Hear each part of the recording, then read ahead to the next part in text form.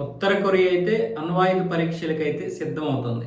దీన్ని కిమ్ అయితే సమర్థించుకున్నాడు. Supreme peoples అసెంబ్లీలో మాట్లాడుతూ మా అణ్వాయుధ పరీక్షలు సరైనవే, దేశ ప్రయోజనాల కోసం మాత్రమే చేస్తున్నాము.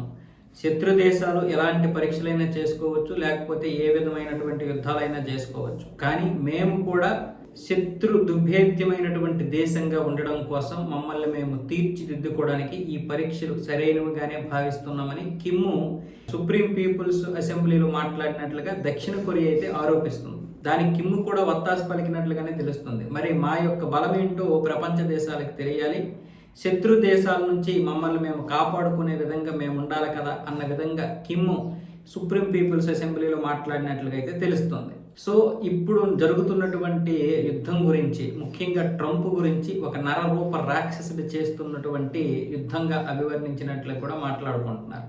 అయితే నేరుగా ట్రంప్ పేరు మాత్రం ప్రస్తావించలేదు, కానీ ఇప్పుడు నరరూప రాక్షసులే చాలా దేశాలని పరిపాలిస్తూ ప్రపంచాన్ని యుద్ధంలోకి లాగిస్తున్నారు అన్న విధంగా కిమ్ మాట్లాడాడట. అబ్బా, నరరూప రాక్షసత్వం గురించి కిమ్ మాట్లాడుతున్నాడు. మొత్తానికి కిమ్ ట్రంప్ ఇద్దరూ కూడా చెరో రకమైనటువంటి నియంత్రణ. వీళ్ళిద్దరూ దీని గురించి మాట్లాడుకుంటున్నారు, రాక్షసత్వం గురించి.